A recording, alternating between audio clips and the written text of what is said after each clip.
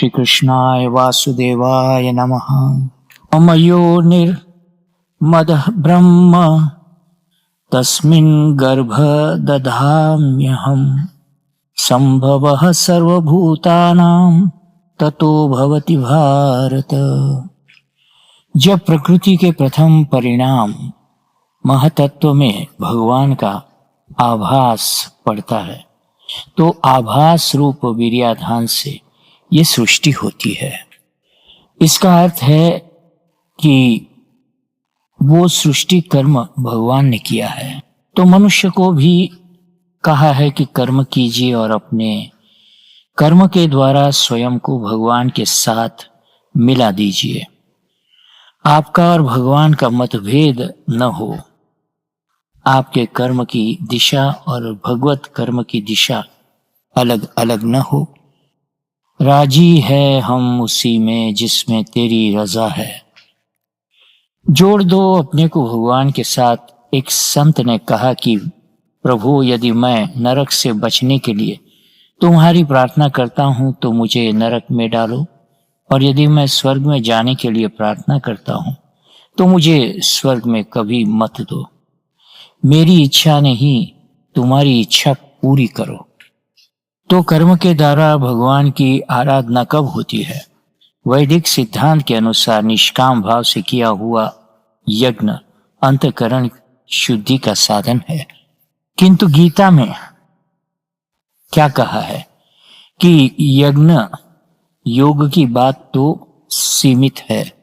कर्म के द्वारा आराधना कब होती है? वैदिक सिद्धांत के अनुसार निष्काम भाव से किया हुआ ये यज्ञ अंतःकरण की शुद्धि का साधन है। तो हमारा तो भगवान कहते हैं कि कर्म ही यज्ञ है।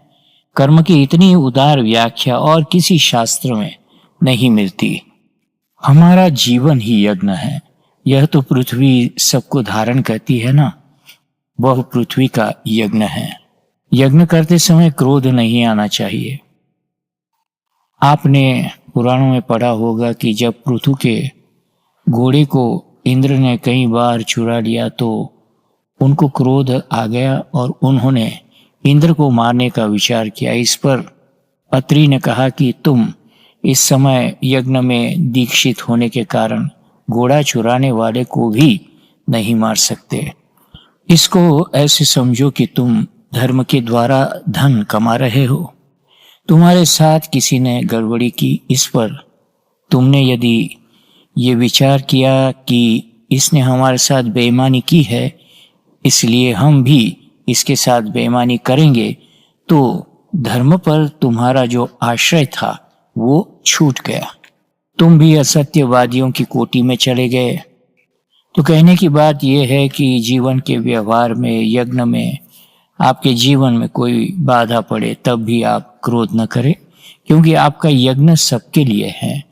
ये शब्द का अर्थ है कर्म के द्वारा भगवान की आराधना करना। कर्म अपनी वासना की पूर्ति के लिए नहीं, भगवान की आराधना के लिए है।